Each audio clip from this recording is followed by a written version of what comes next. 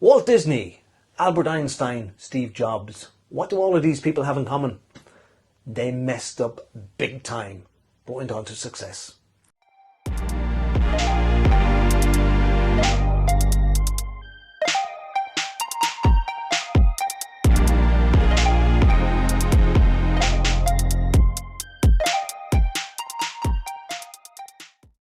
Welcome to Happy Heathers. Today we're going to be talking about successful people and the amount of times they were rejected or they failed in their ambitions to succeed. They messed up big time, these people. And if you read somebody's biography, or sometimes you kind of got scant information about somebody. You see, that's successful, he invented that and he's a multi-millionaire. Yeah. And they kind of assume it just, he just had an idea, went with it, and it worked. Yeah.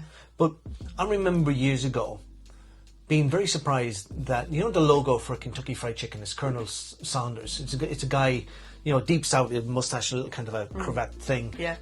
I was fascinated to discover that was actually a real person. Wow. I don't know. He's a Texan, isn't he? I just thought it was kind of clever advertising. It was kind of like, deep south chicken, whatever. And I loved it. I loved it. Chicken's one of my favourite foods. But his story, I don't know, was he married 2 or 3 times? He was in the military. He was suicidal. God. A lot of his life. And as far as I know, I stand to be corrected in this, but basically he acquired a recipe for cooking chicken, either from his mother or his granny. And he thought, this is lovely. Yeah. Like this is lovely. I would like to sell this to the multitudes. Yeah. Fast food was just starting up in the States at this time. And he went to all of these fast food outlets, McDonald's and other things. He said, I have a recipe for chicken. Will you buy it off me and give me some money for it? And they go, no, we got our own chicken. Bugger off. We don't want Go yours. away. Go away. What do you want your chicken for? And I sometimes say this to people, about being rejected. Like, everybody hates being rejected. But how much rejection could you take? Like, how many doors would you knock on before you kind of go, oh, look, nobody's interested in this chicken? And people go, I don't know. I said, would you knock on 20? Go, no. Yeah. 10. I might do 5 or 6 and kind of go, no, this is not a good idea, this chicken. I'd move on to something else. Well, scientists do really say that, the reason why people stay in the status quo, stay in the 9 to 5, and they never go outside of that or try anything different is fear of rejection. Yeah. So, for anybody that's ever been knocked back, if you've ever tried anything or ever, ventured maybe into a different career or anything like that, it's really scary, actually. And it's horrible to be rejected. It destroys you. Yeah, but even on Facebook and social media nowadays, Paul, it's crazy because everybody wants to talk, and be heard and show what a wonderful, successful life they're having. And then you get one nasty comment in the box down below and you discount the 100 other ones that were really good, Colonel Sanders. Do you know how many doors he got slammed in his face? No. 1,009. Ooh, wow. Imagine the length of time. He was determined to make it work. He was convinced this was special chicken. And he got one guy at the end to kind of say, do you know what, old man? We'll give it a go. If it takes off, I'll give you a percentage. Wow. It took off. It took off flying. Amazing. Wow. Thomas Edison. Yeah. Everybody knows he invented the light bulb. 1,000 shots at it, didn't he? He did. And famously he said, when I asked about how did he feel about failing so many times, he said, well, I had to fail, 1,000 times in order to get to 1,001 thing that worked. That worked, yeah. And he patents more creative inventions, I think, probably, I don't know, than anybody else, certainly in his time. Yeah. Probably even still, I don't know. Amazing, yeah. All the inventions that he created. But we're not engineered to accept failure, really. I think it's very hard for people to accept it because when you think about, the way we're treated when we're children, oh, that's very good girl, well done, and oh no, that's really bold, you can't do that, so it's like, or you shouldn't have done that, look at the mess it's made now, or look at all the money you're after costing us when you get older then, it's like it's You're bad, an embarrassment to the family, I find that so often. Like, there's so many people out there as well. You look at the Bob Proctor and, even the guy who wrote Lead the Field or Nightingale, they all say that you have to keep trying. The one element in success and successful people is persistence. Yeah. They keep going, they keep trying. It's like they don't give up at all. Yeah, failure is the definition of failure is where you stop trying. Yeah, But they never stop. They have an idea. Even Ford, when he built the six-cylinder engine, they were all saying, no, it can't be done. Can't be done. He kept going at it for years until eventually Yeah. they made it work. Yeah. James Dyson created the vacuum cleaner. And if you'd sat down with somebody, you said, I'm thinking of creating this vacuum cleaner. We got vacuum cleaners. Awesome. Why would you? Loads of them. But he was inspired by going past a factory, I think it was, and he saw these turbines. And I thought, could I create a vacuum cleaner that wouldn't need a bag? And of course, he went home and he created it that afternoon. No, he didn't. He set about, he was an engineer, he set about kind of, this is what it might look like and this is probably how it will work. And he tried a prototype and it didn't work. And he goes, okay, I'm not sure why it didn't work, but I'm going to change this one thing with it. I'm going to try again.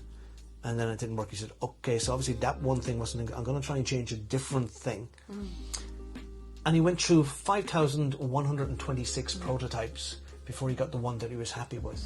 5,126. Jesus, that's a lot, isn't it? Like I was trying to mend a chainsaw last week. Don't try this at home. I know very little about chainsaws, but I couldn't get it to work. Okay. I was cutting a hedge, and I spent 10 minutes at it, and then I kind of go, I could waste my day on this trying to fix it. I'm just going to go with what I have and just use a handsaw, which took me forever, for ages, whatever. But I don't have the patience sometimes. Yeah. But obviously James Dyson did. But you're not passionate about that. I'm not passionate about chainsaws. I know you. Yeah. We know each other years, and you are so passionate about actually helping people. So you're constantly upskilling in your game. Do you know what I mean? You're constantly reading stuff and talking to people. Do you know what I go back to this film, The Matrix. With I love that Neo film. in The Matrix. And when he's rescued and they're kind of putting programs into him, and he kind of goes, I know Kung Fu. I know Kung Fu. Or I need to know how to ride a motorbike. I need to know how to fly a helicopter. Yeah. I will sometimes kind of go, I need to know how to do this. This is a deficit in my learning, my knowledge base. Where can I go out and get that knowledge? Yeah. And I'll go and I'll get into it. Yeah. And then I am actually an upgrade. But then a better version of myself. Yeah. But I'm not going to bother with chainsaws. So anybody who's looking to cut a hedge, I'm not going to. But this next person, this is unbelievable. Walt Disney. Everybody knows Disneyland. Oh yeah, I love this. Disneyland in Paris, Disneyland in Orlando. Walt Disney was sacked by a newspaper that he worked for, and the editor told him that he had no imagination. Imagine that, go home. Oh my God. You know, imagine Walt Disney. Yeah. You have no imagination. Yeah, he went bankrupt 4 times trying to get Disney. He's a tough upbringing. I read about him, his father had him out, I think they would deliver newspapers in the snow and out for hours, and they were destitute and. It's incredible, because I seen something recently as well. I think it was Conor McGregor, actually. I was watching him on Netflix, and the determination in that guy. Yeah.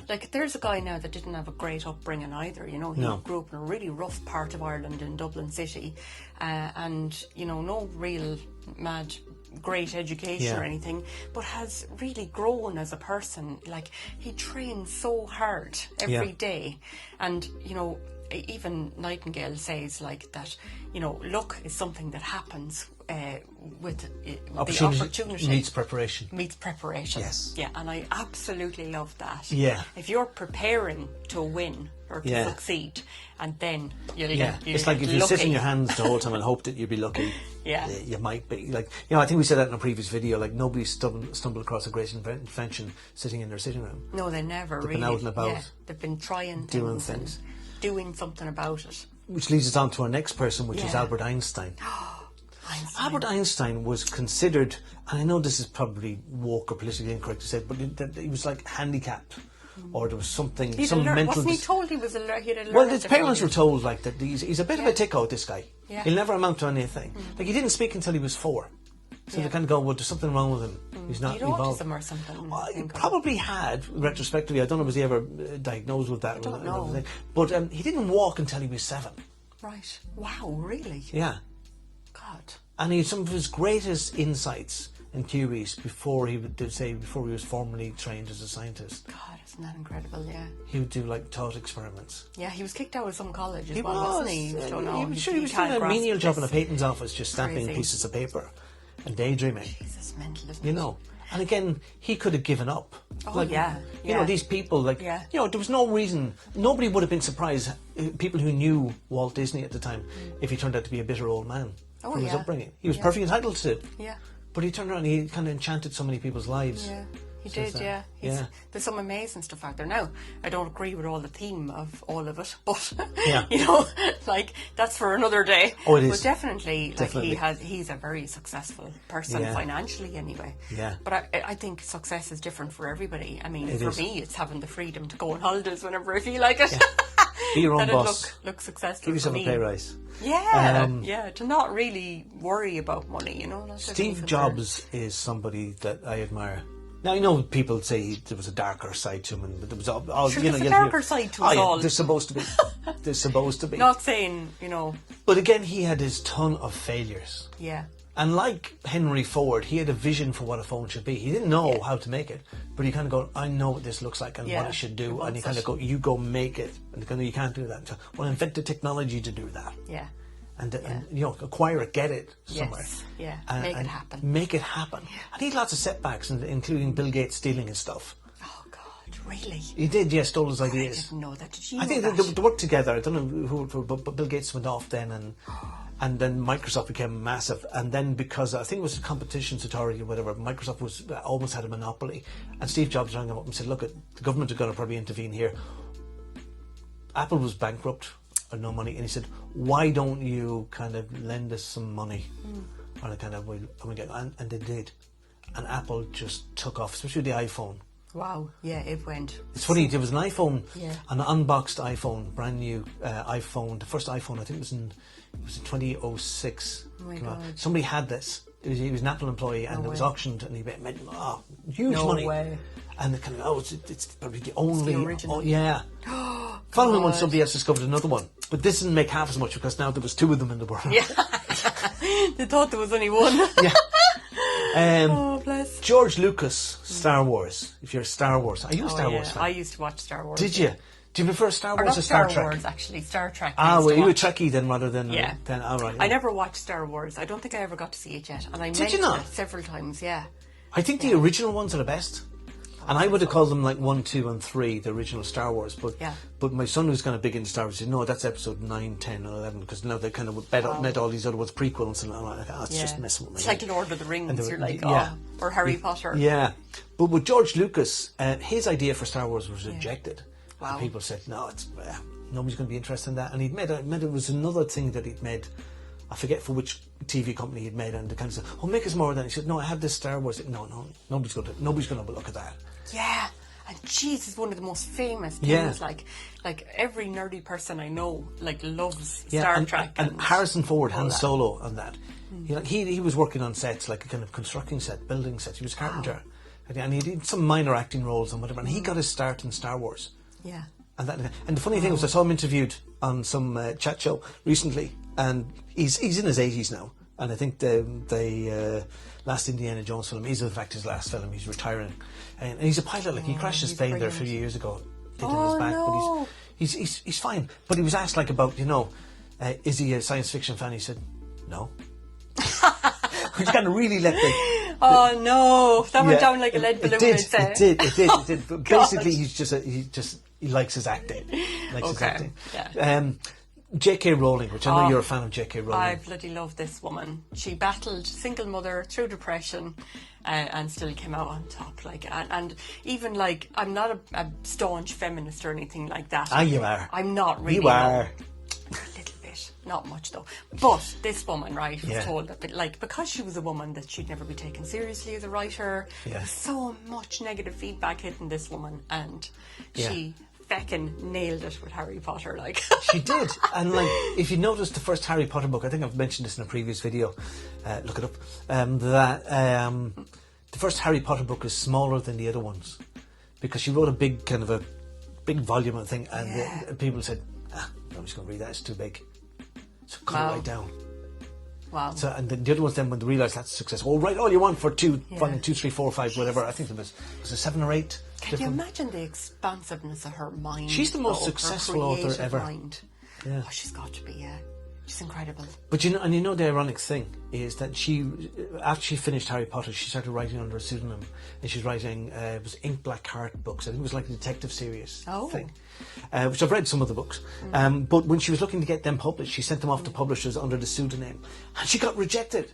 Some of the letters were saying, "Keep the day job, love. You'll never make it."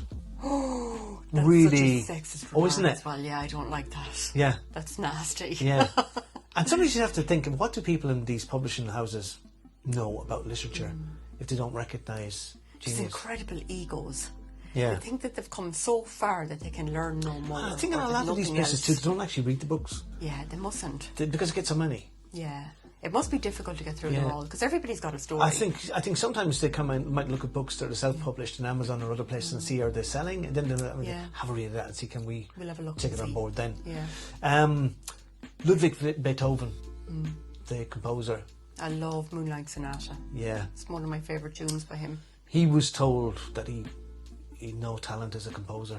God, imagine. Yeah. I don't even think, I think he was struggling to learn how to play the violin. Really? Yeah. Wow. Isn't it incredible? And look how successful his music is today. Yeah. I mean, it's just worshipped. And I think in his latter years he was deaf. And he still composed. I thought he was blind and deaf or something. No, he wasn't blind. No, he wasn't blind. I think he had hearing difficulties. Wow. Towards the end, it was still able to feel the music. My God. And do it anyway. Yeah, didn't that guy that wrote Think and Grow Rich? What was his name? He had a son that was deaf. Again, we mentioned this in a previous video. He was deaf, and your man's name will pop into my head in a moment. Napoleon Hill. Napoleon Hill, yeah. He came in one day, and his son, he had a record player or a gramophone, it was then, with big heavy discs, and he came in, and it was on the table, and his son had his teeth dug into the table. And initially he was alarmed to see a son like that, and then he realised he's listening to the music through his teeth. Yeah, the vibration. And his wish for his son was that his son would eventually be able to hear. Yeah. And his son went on to create one of the first hearing aids. God, isn't it incredible? Yeah. Amazing. Lovely story. Yeah, very nice. Which brings us on nicely to Elvis Presley. Aha, the king. Yeah, he actually owned the whole genre of music, didn't he? Yeah. I mean, he was very original at the time. The way he used to dance and move his hips. It's like, there was nothing like that. Yeah. You know? They said he was a white man with a black man's voice. Wow. He had an incredible voice, definitely. Really? Yeah, Really. Yeah. But his first audition, Siobhan, they listened to him and they said, "Go home, son. You ain't going nowhere in this business. Go back to driving a truck." Wow. That's what he was doing, a truck driver. Jesus. So, imagine though, had he taken them at the word and kind of go, "That's right, I've been rejected, I'm getting back in my truck." Yeah. What we would have missed out on. Yeah, I know. His songs are still so... And there's, a man that really suffered in addiction and everything as well in the end, you know. Yeah, very generous man though. Yeah, he was a good person, I think. Looked after people, but was of his era. And then one of my my favourites when I was a kid, Dr. Seuss. I think his full name is Theodore. What's his middle name? Geishel Seuss. That's impressive. Yeah, Dr. Seuss. He had this idea that he could write children's books. Yes. And he wrote them, and I think it was 27 times he was rejected. He was getting fed up with these rejection letters or whatever. And one day he just had enough, and he was on his way home with his manuscript under his arm. He said, "I'm going home to burn this thing." And he was intercepted by a friend. He got chatting to him. His friend goes, "This is good. You should publish it." He goes, "What? I'm just like 27 times." He said, No. And he encouraged him to keep going, and he got it published. And those books. Fabulous books, yeah. Fabulous books. Stuff. Fabulous books. And I used to read them when I was a kid and read them to my own kids. Brilliant. There's one about green ham. I don't like green ham. Oh, yeah. And he's following around. Then when he tries it, he does like it. I sometimes use that with clients. Yeah. Kind of like they've these preset ideas in their heads about things that kind of go, no, I don't believe that, or I don't want to go there, whatever. Yeah. But then when they kind of push the boundaries, they kind of go, "Oh, actually, yeah. That's right." I used to be like that with prawns. I used to hate prawns. Yeah. And I hated prawns without ever tasting them. I just didn't like the look of them. I thought they looked like maggots. Oh, God, okay. And I found myself at a function one time, and they came as prawn cocktails, like the starter. And I thought, and everybody else was eating them and chatting, and I kind of thought, I'll taste this and tell people I don't feel well and kind of excuse myself, go off to the loo, and by the time I come back, the main course will be chicken. But I thought, okay, I'll just taste it. And when I taste that, kind of, oh, I like this. This is actually lovely. And not only did I eat mine, but I ate the guys next to me, and then somebody else didn't eat theirs. I said, I don't like these. Okay, it's me, I like them. And Brussels is one of my favourite food now. Yeah, it's amazing, isn't it, how your mind changes things for you, and you're like, oh no, I'm setting my way around this kind of thing. But I think, you know, success is really about persistence and pushing past what we believe in our heads and being able to kind of, you know, create a new belief. And you created a new joy of food. I did. And pushing past that one. Rejection is part and parcel of life. Embrace it. Get through the failures as quickly as you can. And remember, you cannot learn anything unless you fail. It's through failing that we learn, and through rejection that we, you know, find our strength to push forward. So keep going, lads. Keep going. We're proud of you. We'll talk to you soon. Thanks for listening.